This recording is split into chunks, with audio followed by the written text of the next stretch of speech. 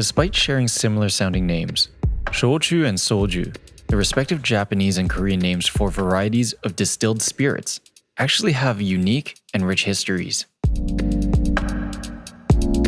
On a recent afternoon in Seoul at Rise Hotel, Sake Samurai and beverage director at Yardbird, Elliot Faber, sat down with us to explain the differences between the two cultural beverage staples and how they both came to be.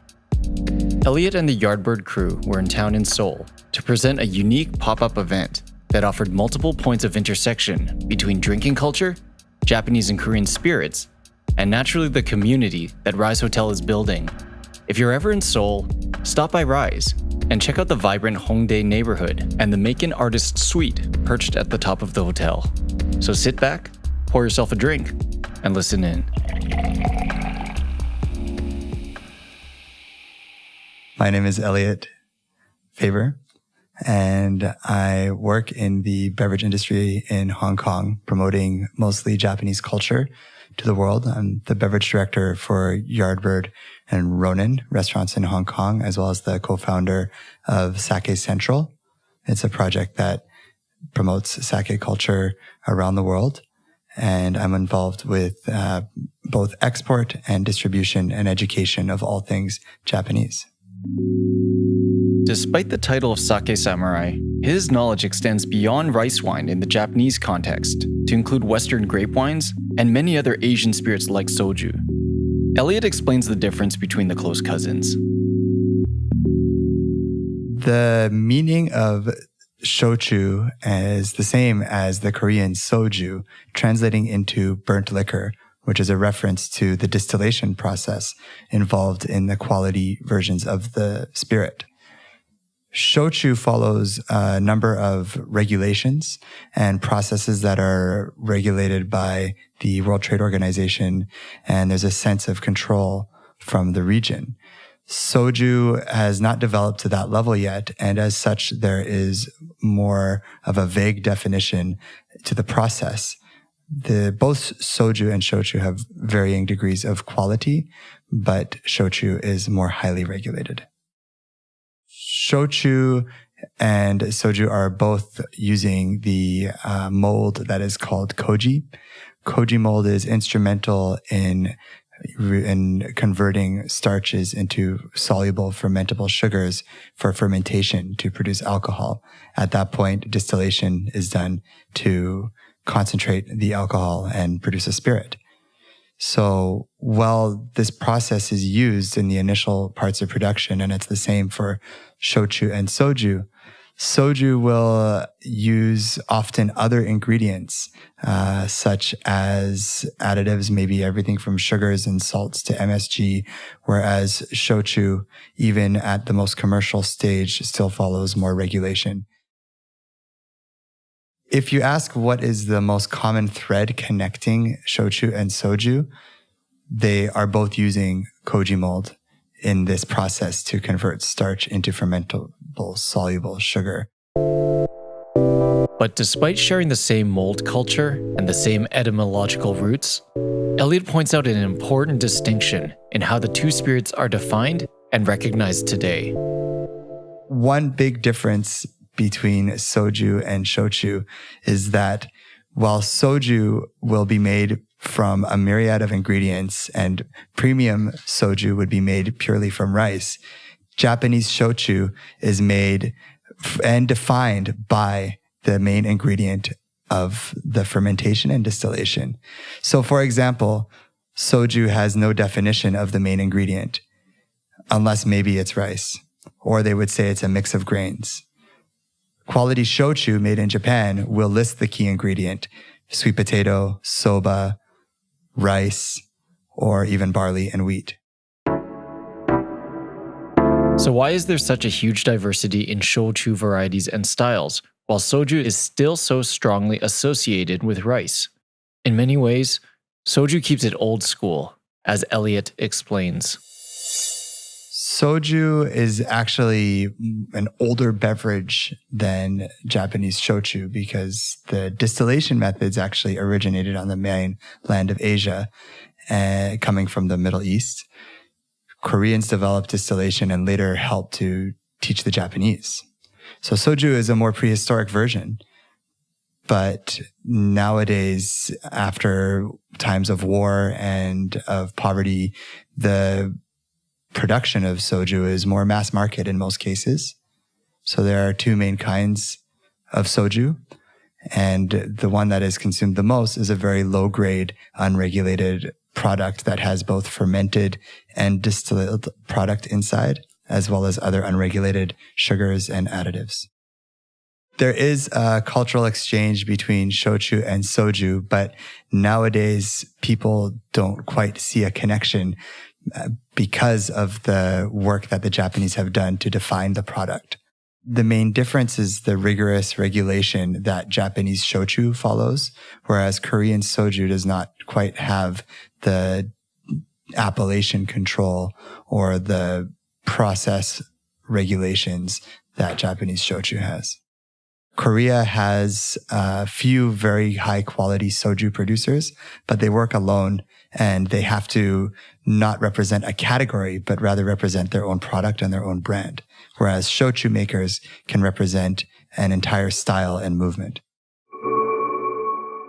While historically soju hasn't quite enjoyed the same depth as shochu in terms of diversity, rice-based soju is still the hometown favorite in South Korea, with the most popular variety being the Chamisul brand, manufactured by Hite Jinro, which, like many mass-produced soju, comes in a familiar green bottle. The culture behind the green bottle, or as the Koreans call that, soju, is more of a mass consumption and even to be put inside beer, and kind of like a Boilermaker, I suppose, and enjoyed in mass quantity and volume. I think that that's a great way to enjoy it as well, but it's definitely a lot less respect for the artisan. And you see in Japan with shochu, a lot more consumption of shochu in its element, maybe with some warm water or just with ice or mizuwari to cut with water. And you also see shochu cocktails, much larger variety than you see for soju cocktails. So even Japanese marketing for shochu in terms of canned and pre-made shochu cocktails and products is a lot further along than soju. Because of the nature of his work, Elliot is certainly exposed to many different ways to enjoy the various spirits found in Asia. But that doesn't mean he's not down to enjoy soju just like everyone else does. I personally haven't experienced a terrible soju hangover before, so I don't mind drinking even the green bottle, the cheaper varieties of soju with my beer, or even enjoying it on its own in a casual way. But like with all of my alcohol, I do prefer to enjoy the higher quality, premium, pure rice distilled soju. And I like to drink that on the rocks or maybe even with water, the same way I would enjoy Japanese shochu. Still, while it's hard for many people to shake soju's association with the iconic green bottle, Elliot wants people to know there's so much more soju out there to be seen and enjoyed. You just need to know what to look for. To enjoy soju, there are a couple of different ways. The first and easiest one is to find a quality producer who is creating a pure product. Look for the clarity and the purity of the taste. Look for the richness of the alcohol itself rather than any synthetic cloying sugars or other synthetic ingredients. To enjoy shochu, it's the same. The best and most famous example is a producer called Hwayo, who makes their soju only out of rice. And it's completely pure and distilled only from koji and the rice and pure water and some aging in clay ceramic pots and vessels. The product is best in cocktails or even consumed on the rocks or neat.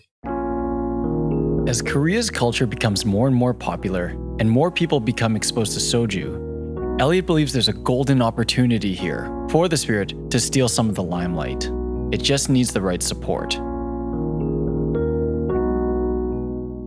The category of soju does have a chance to grow and become more of an artisanal product, but soju needs more recognition for the people who are really making the pure products.